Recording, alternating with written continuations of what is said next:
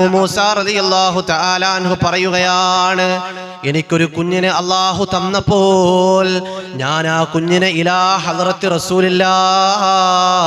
റസൂലുള്ളാഹി സ്വല്ലല്ലാഹു അലൈഹി വസല്ലമ തങ്ങളുടെ മുമ്പിലേക്ക് കൊണ്ട് ചെല്ലുകയാണ്.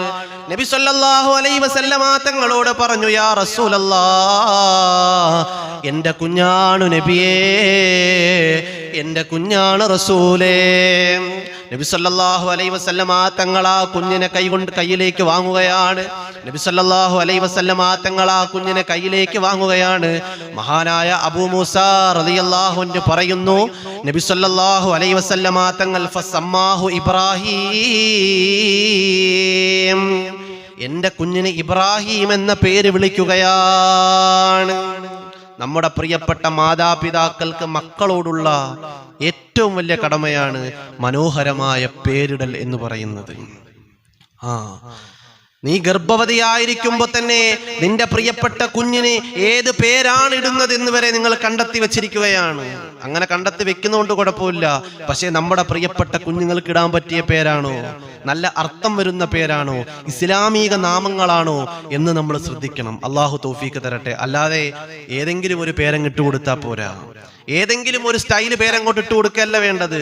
നല്ല അർത്ഥം വരുന്ന എത്രയോ നല്ല എത്രയോ ആളുകൾ ബദരീങ്ങളെ പേരിടും, എത്രയോ ആളുകൾ മഹാന്മാരുടെ പേരിടും. കുഞ്ഞുങ്ങളില്ലാത്തവര് നിയ്യത്താക്കുന്നുണ്ട്, അല്ലാഹുവേ പടച്ചവനേ, നീ ഞങ്ങൾക്കൊരു കുഞ്ഞിനെ തന്നാൽ നിന്റെ ഹബീബായ മുത്തുനബി സല്ലല്ലാഹു അലൈഹി വസല്ലമ തങ്ങളുടെ പ്രിയപ്പെട്ട പൊന്നുമോളായ ഫാത്തിമ എന്ന പേരിടാൻ പടച്ചോനെ, ഫാത്തിമ എന്ന പേരിടാൻ പടച്ചവനെ.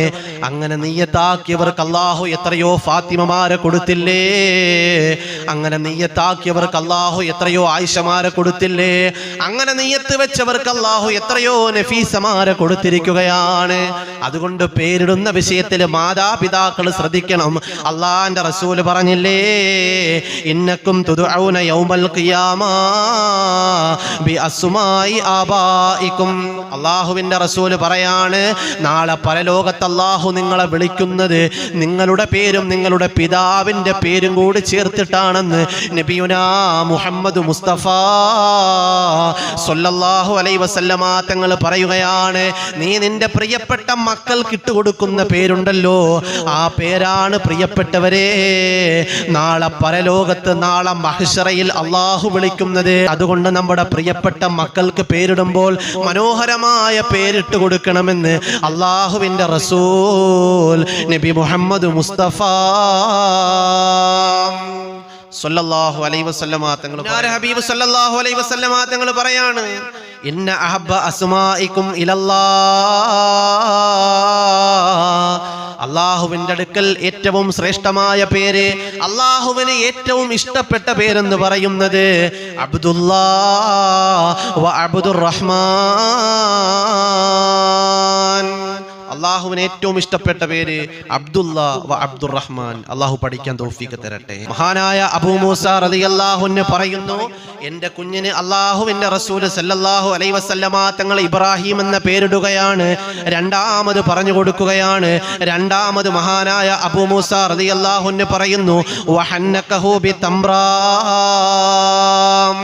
നബി സല്ലല്ലാഹു അലൈഹി വസല്ലമ തങ്ങൾ എൻ്റെ കുഞ്ഞിൻ്റെ നാവിലേക്ക് ഈന്തപ്പഴം ചവച്ചരച്ചിട്ട് അതിൻ്റെ നീരുണ്ടല്ലോ, ആ നീരെൻ്റെ കുഞ്ഞിൻ്റെ നാവിലേക്ക് വെച്ചു കൊടുത്തു എന്ന് മഹാനായ അബൂ മൂസ റളിയല്ലാഹു അൻഹു പറയുകയാണ്. നബി സല്ലല്ലാഹു അലൈഹി വസല്ലമ തങ്ങൾ അബൂ മൂസ റളിയല്ലാഹു തആല അൻഹുവിന്റെ പൊന്നുമോന്റെ നാവിൽ ആദ്യമായിട്ട് ഈന്തപ്പഴം ചവച്ചരച്ചിട്ട് അതിന്റെ നീര്, അതിന്റെ ചാറ് നബി സല്ലല്ലാഹു അലൈഹി വസല്ലമ തങ്ങൾ ആ കുഞ്ഞിന്റെ നാവിൽ വെച്ചു കൊടുത്തു എന്ന് പറയുമ്പോൾ ഇതിലൂടെ മനസ്സിലാക്കണം തൊട്ടുകൊടുക്കൽ അല്ലേ. ചില ആളുകൾ പറയാറുണ്ട് തൊട്ടുകൊടുക്കൊന്നും വേണ്ട, അതൊക്കെ ചുമ്മാതെയാണെന്ന്, അതൊക്കെ അനിസ്ലാമികമാണെന്നൊക്കെ പറയാറുണ്ട്. ഈ ഹദീസിലൂടെ നമ്മൾ മനസ്സിലാക്കണം, അതൊന്നും അനിസ്ലാമികമല്ല, അതൊന്നും മാമൂലല്ല എന്ന് മനസ്സിലാക്കണം. അള്ളാഹു തൗഫീഖ് തരട്ടെ, പഠിക്കാൻ അള്ളാഹു തൗഫീഖ് തരട്ടെ, കാര്യങ്ങൾ മനസ്സിലാക്കാൻ തൗഫീഖ് തരട്ടെ. അപ്പോൾ മഹാനായ അബൂ മൂസ റളിയല്ലാഹു തആല അൻഹു പറയുന്നു, എൻ്റെ കുഞ്ഞിന്റെ നാവിലേക്ക് നബി സല്ലല്ലാഹു അലൈഹി വസല്ലമ തങ്ങൾ ഈന്തപ്പഴത്തിന്റെ ചാറ് വെച്ചു കൊടുത്തു, തൊട്ടുകൊടുത്തു എന്നാണ്. മൂന്നാമതോ വദഅ ലഹു ബിൽ ബറകാ, എൻ്റെ കുഞ്ഞിൻ്റെ ബറക്കത്തിന് വേണ്ടി നബി സല്ലല്ലാഹു അലൈഹി വസല്ലമ തങ്ങൾ ദുആ ചെയ്തു എന്നാണ്. നമ്മുടെ പ്രിയപ്പെട്ട മക്കൾക്ക് വേണ്ടിയിട്ട് മാതാപിതാക്കൾ ചെയ്യേണ്ടത്, അവർ ജനിച്ചു കഴിഞ്ഞാൽ അവർക്ക് വേണ്ടി ദുആ ചെയ്യണം. അല്ലാഹുവേ, നീ തന്ന കുഞ്ഞാണ് റബ്ബേ, ഖൈറിലാക്കണേ അല്ലാ. പിതാക്കളുടെ കടമയാണ്. മക്കൾ ജനിച്ചു കഴിഞ്ഞാൽ, നിനക്ക് മക്കളുണ്ടായി കഴിഞ്ഞാൽ, എൻ്റെ പ്രിയപ്പെട്ട ഉമ്മ, നീ ഗർഭം ചുമന്ന, നീ പ്രസവിച്ച നിന്റെ പ്രിയപ്പെട്ട മക്കൾക്ക് വേണ്ടിയിട്ട് നിങ്ങൾ ദുആ ചെയ്യണമെന്നാണ്. അത് മാതാപിതാക്കളുടെ കടമയാണ്. മക്കൾക്ക് വേണ്ടി മാതാപിതാക്കൾ ചെയ്യുന്ന ദുആ അല്ലാഹു സ്വീകരിക്കുമെന്ന് നബി മുഹമ്മദ് മുസ്തഫ സല്ലല്ലാഹു അലൈഹി വസല്ലമ തങ്ങൾ പറഞ്ഞു കൊടുക്കുകയാണ്.